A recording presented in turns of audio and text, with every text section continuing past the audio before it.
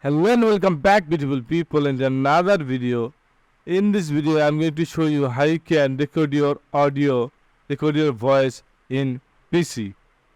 So in here, go to start menu, you can scroll down a little bit, and in the voice recorder you can see open this one, or you can also search this in your search area. If I search this, you can see my voice recorder.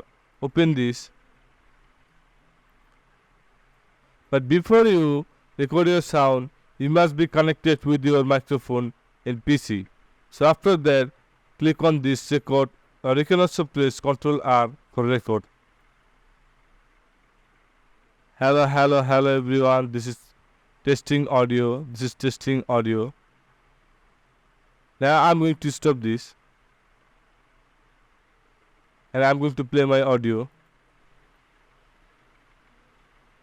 Hello everyone. This is testing audio. Hello everyone. This is testing audio. Now I'm going to stop this.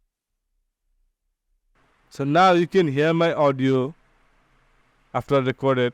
So guys, in this way you can easily record your audio in PC.